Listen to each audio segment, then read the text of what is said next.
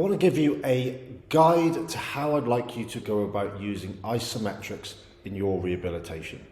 Isometrics are something that split the field when it comes to musculoskeletal rehabilitation, because there's a lot of literature that shows that some people can have a pain relieving effect from doing isometrics. Others find that they can actually have the opposite, where people have an adverse reaction to doing isometrics. And what isometrics simply mean is they are contractions with your muscles, but there's no movement that takes place, or certainly no noticeable movement across the joint that you're contracting. Be it a position at the shoulder where I'm contracting and I'm holding that position, but there's no movement taking place, or if I was doing a wall sit for my knee, or the many variations of traditional back rehabilitation exercises that you have potentially seen.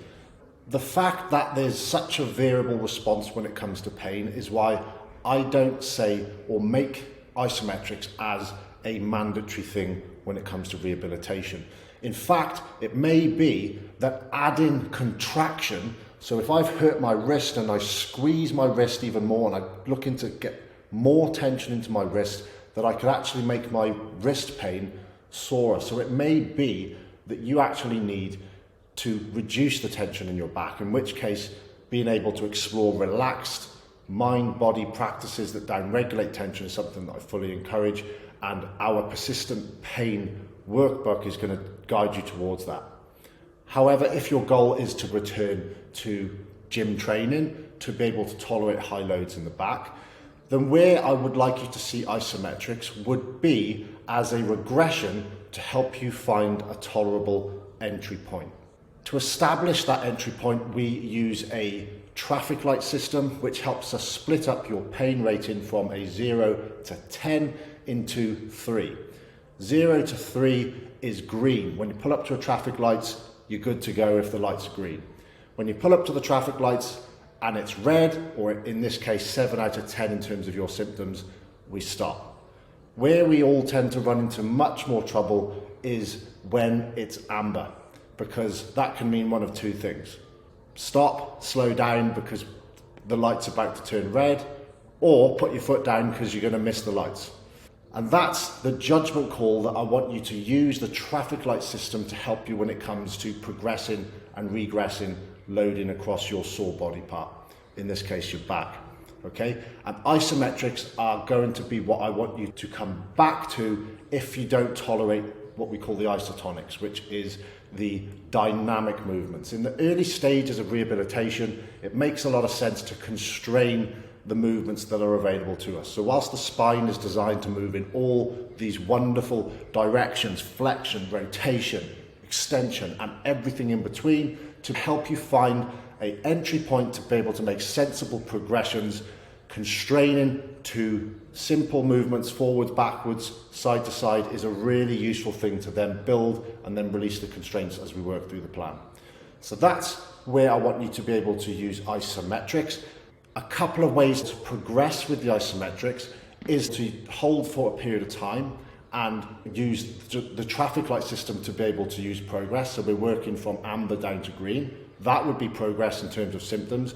Or we could use progressive overload still even within isometrics.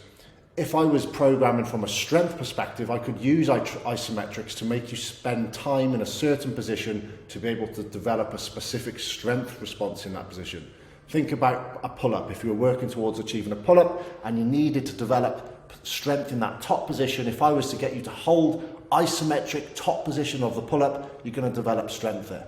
So when it comes to being able to plot your progression through this desensitizing phase, you've got a couple of options when it comes to symptoms coming down as a progression and strength or progressive overload as another progression.